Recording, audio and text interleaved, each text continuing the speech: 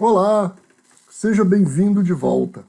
Então, nesta sessão, a gente vai começar o nosso estudo de caso, que depois vai nos levar a desenvolver a nossa aula prática, ou seja, construir os dashboards e publicar. Então, o que a gente vai fazer? Quais são as nossas etapas? Bom, primeiro, a gente precisa conhecer os dados. Como eu já mencionei anteriormente, a gente vai tratar de um caso de uma empresa de varejo, ou seja, uma empresa que vende produtos para consumidores finais. Bom, é preciso primeiro conhecer os dados. Então a gente vai ter alguns dados que a gente precisa conhecer esses dados. A gente precisa saber a estrutura desses dados, que informações esses dados podem prover. Depois, nós vamos formular perguntas. É claro que no mundo real essas perguntas vêm da área de negócio, né? Mas como a gente está num curso, a gente vai supor algumas perguntas que seriam geradas pela área de negócio. Bom, aí a gente vai desenvolver painéis e o objetivo nosso quando desenvolver esses painéis é responder as perguntas que foram formuladas anteriormente através dos dados que nós já conhecemos. E depois de desenvolvidos esses painéis, a gente vai publicar o nosso dashboard. Então, para nossas aulas práticas, e agora, para você conhecer os dados, você precisa ter no seu computador a planilha dados XLSX, é uma planilha do Excel que você deve ter baixado já. Se você não baixou ainda, existe uma aula lá onde eu indico que você deve baixar esta planilha. Bom, aqui a gente está vendo a estrutura dos dados que vão ser utilizados durante o curso. Muito embora os dados estejam em uma planilha, a gente tem aqui um modelo de dados conhecido como modelo relacional. O que é o modelo de dados relacional? Bom, um modelo de dados relacional, ele é utilizado por sistemas transacionais, ou seja, por sistemas de operação. O que são sistemas de operação? São sistemas como contas a pagar, folha de pagamento, contabilidade, né? São sistemas que mantêm a empresa funcionando. Então, esse tipo de estrutura de dados é usado em sistemas operacionais para reduzir a redundância, ou seja, minimizar a repetição dos dados e manter os dados íntegros, né? Manter os dados com integridade. Então eu vou explicar um pouquinho o que é reduzir a redundância e manter a integridade. Você imagina se você tem um sistema de vendas de varejo como que a gente está modelando, como a gente tem modelado aqui nesta tela. Imagine, por exemplo, se a cada venda você registrasse o nome do cliente e o endereço. Você ia ter redundância, né? Então você ia ter o endereço do cliente, o nome do cliente repetido muitas vezes. Então esse é o primeiro problema, é o problema da redundância, dados repetidos. O outro problema seria com relação à integridade. Eu vou criar um rascunho aqui, ó. Então, vamos supor que um cliente, que seria, por exemplo, o Fernando, ele fez uma venda, por exemplo, de R$800 e ele cadastrou o endereço na rua A. Um tempo depois, alguns dias depois, o Fernando ele vem fazer uma outra compra de R$300, mas agora ele mudou de endereço. Agora ele está morando na rua B. O que acontece? Bom, eu tenho aqui os dados repetidos, né? Então eu tenho o Fernando cadastrado 2 vezes. Aqui eu estou colocando o endereço, mas pode ter muitas outras informações. E eu tenho um problema de integridade de dados. Então eu tenho 2 versões aqui do endereço. Por exemplo, o sistema de cobrança, ele pode mandar, por exemplo, a segunda parcela desta compra aqui para o endereço errado, certo? Então esse é o problema de integridade. Eu vou receber, quer dizer, eu não vou receber a cobrança porque ela vai para o endereço errado. Eu já tenho o endereço novo, no outro registro está o endereço novo, mas a cobrança ela foi produzida, processada no endereço antigo. Então o modelo relacional que a gente está vendo aqui, ó, ele busca minimizar esses 2 principais problemas.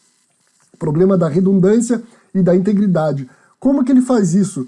Bom, ele cria as chamadas entidades, que também são conhecidas aqui como tabelas, né? E essas entidades, elas se relacionam entre elas com as chamadas chaves primárias e chaves estrangeiras. Então vamos ver o exemplo do cliente aqui, ó. Então eu tenho um cliente. A gente pode ver aqui que o cliente ele tem um identificador. Esse identificador, o cliente ID, é a chamada chave primária. É um número único e exclusivo que não pode ser repetido que o cliente recebe. Então o cliente Fernando, por exemplo, quando ele for se cadastrar lá, ele vai receber um identificador 707. E toda vez que você for fazer alguma operação no banco de dados com o cliente Fernando, você vai usar o identificador dele, o 707. Isso significa o quê?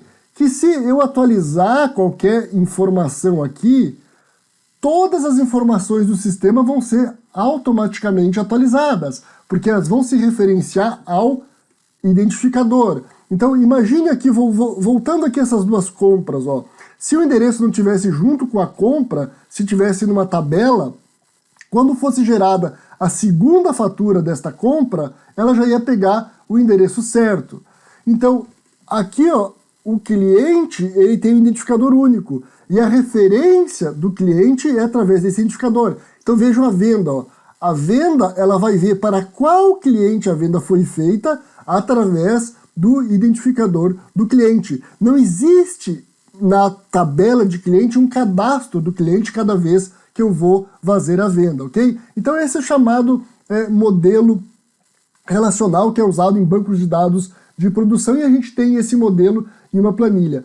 Eu vou explicar ao longo do curso, ao longo desta videoaula, o que são cada um desses atributos, como cada um funciona. Mas alguns detalhes aqui eu queria já deixar claro aqui, que num diagrama é mais fácil a gente compreender. Então vejam aqui, ó, a venda ela tem um identificador único. Porém, a venda ela precisa saber quem foi o vendedor, então eu tenho o identificador do vendedor que se relaciona com o identificador do vendedor, e eu tenho o cliente, que é quem comprou, que a gente já viu. Agora, o que acontece? Uma venda, ela pode ter mais de um produto vendido. Eu posso ir numa loja, numa mesma compra, eu comprar mais de um produto. Aliás, isso é muito comum, né? Você vai em uma loja e compra mais de um produto. Só que daí eu não vou... Se eu registrasse aqui vários registros da venda, eu ia ter de novo dados repetidos, ok? Eu ia repetir informações que eu já tinha.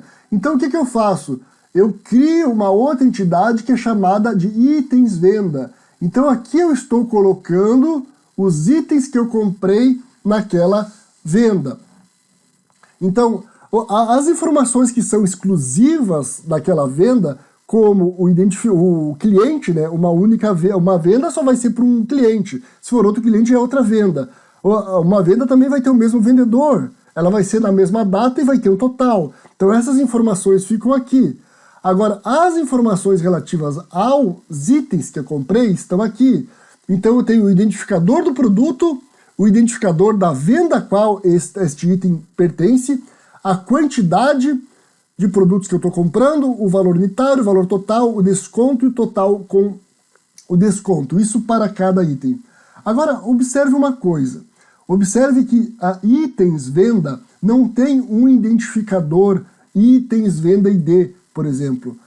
O identificador único das vendas é composto pelo identificador do produto e pelo identificador da venda. Vocês lembram que eu falei que o identificador é uma chave primária que não pode se repetir? Bom, aqui em itens venda a gente tem uma chave primária composta. Quer dizer que os dois números não podem se repetir. Se um deles só pode se repetir. Então vamos simular aqui, ó. Se eu tenho a primeira venda do primeiro produto, tudo bem, né? Eu tenho valores que ainda não apareceram. Agora na mesma venda eu compro o produto 5. Bom, vejam aqui, ó, aqui em cima o 1 se repetiu, mas o 5 não. Não pode repetir o conjunto. Agora, o que vai acontecer se o cliente quiser comprar nesta mesma venda um outro produto 5? Bom, eu iria cadastrar aqui que é a mesma venda, mas o produto 5. Opa, aqui o sistema não vai aceitar. A gente vai ter uma chamada violação da chave primária. Mas como que ele faz então se ele quer comprar dois produtos? Bom, para isso, dois produtos iguais, né? Para isso, a gente tem aqui, ó, estou circulando, aqui eu sei que já está uma riscaria, mas eu estou circulando mais forte aqui, eu tenho a quantidade. Então, numa mesma venda, eu não vou vender o mesmo produto mais de uma vez, do ponto de vista de banco de dados. Eu vou colocar mais de uma quantidade, ok? Este tipo de relacionamento aqui, ó, que a gente tem no itens de venda, ele é chamado de relacionamento muitos para muitos. Então é conhecido como N para N. Os outros relacionamentos que a gente está vendo aqui, eles são um para muitos, né? Então, por exemplo, um cliente, ele pode comprar várias vezes, né? Um produto pode participar de várias vendas. Um vendedor também, ele pode participar de várias vendas. E aqui o itens venda, neste modelo de dados que nós temos aqui, ele é o único que ele tem um relacionamento muitos para muitos. Eu posso ter itens de venda que tem muitos produtos e muitas vendas, ok? Então isso é o básico do modelo relacional, que é o modelo que nós temos na planilha, do qual a gente vai gerar os relatórios. Esses relacionamentos aqui, ó, eles são muito importantes. Então você vai ver que lá o Excel, ele vai criar esses relacionamentos automaticamente, porque ele vai identificar os nomes iguais. Porém, se você importar de um banco de dados que esses relacionamentos estão criados, ele também cria automaticamente. Porém, se não existir os relacionamentos, você pode ir lá e definir eles no relatório manualmente. Lá no Power BI Desktop a gente vai ver isso. Bom, então vamos aos dados, né? Nós temos aqui 5 tabelas. Essas 5 tabelas estão em 5 planilhas diferentes do mesmo arquivo, do mesmo Excel. Então, a gente tem os dados dos clientes. Então, veja, o cliente ele tem um identificador, que, como eu falei, é um identificador único. Cliente, aqui o campo cliente é o nome dele. Estado é o estado de origem. O sexo é masculino ou feminino. E o status é silver. Acho que todos os campos aqui estão bem claros. O único que precisa aqui de uma explicaçãozinha melhor é o status. Então, para esse banco de dados, o status é uma espécie de programa de fidelidade da empresa. Então você vê aqui que você tem 3 status: Silver, Platinum e Gold. Então você começa a comprar lá, você recebe um cartão de fidelidade que é Silver. Você compra bastante, você passa para Gold. Aí se você se torna um grande cliente, né, você passa a ser Platinum. E aí, como em outros sistemas de fidelidade, esses status dão vantagens lá para o cliente, descontos, brindes, enfim. Então, nós temos na nossa planilha 250 clientes, nos 3 status, Silver, Gold e Platinum. Bom, vendedores, nós temos 10 vendedores cadastrados. Então, o vendedor ele tem o identificador único e ele tem o atributo vendedor, que é o nome dele. Produtos. Bom, nós temos também 10 produtos cadastrados na nossa loja. Também eles têm o identificador único, e eles têm uma descrição do produto e eles têm um preço, ok? Quando é feita a venda, o sistema consulta o preço na tabela de produtos. Obviamente que depois a gente vai ver lá que pode haver um desconto. E aqui as vendas. As vendas, a gente tem 400 vendas no nosso banco de dados. Então a gente tem o identificador da venda, que identifica a venda unicamente. A gente tem o identificador do vendedor que realizou a venda, do cliente, a data da venda e o valor total, quanto que deu a venda. Então o valor total é o valor total de todos os itens que foram vendidos. E aqui a gente tem itens de venda.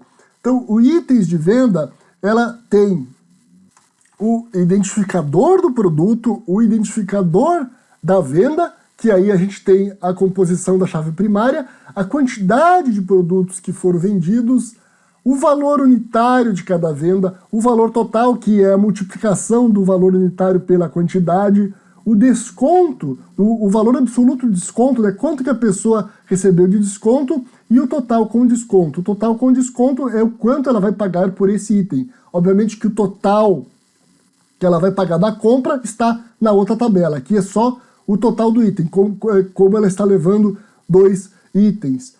Aqui a gente não tem um percentual desse desconto e a gente vai ver lá no Power BI como que a gente pode calcular este desconto do ponto de vista percentual. E itens de venda, obviamente, que é os dados que nós mais temos registro. Nós temos 940 instâncias, ou seja, linhas, 940 itens vendidos com uma ou mais quantidade de cada item, ok? Então, este é o modelo de dados que nós vamos utilizar. Eu sugiro que você abra a planilha, que você navegue nos dados e que você, se possível, imprima ou faça um print ou dê uma analisada aqui neste diagrama, porque é muito importante lá quando você estiver construindo o seu dashboard, que você conheça os dados, né, as informações que você tem, os atributos que você tem. Né? Então você precisa saber, por exemplo, lá quando a gente for gerar um dashboard dos maiores vendedores, você precisa saber que você tem uma tabela de vendedor, que tem o nome do vendedor, que você tem o valor total da venda aqui em venda, que você tem o valor total do item da venda aqui em itens de venda. Então você precisa conhecer essas informações, ok? Então, espero que tenham aí gostado do modelo de dados. Nos vemos aí nos próximos tutoriais.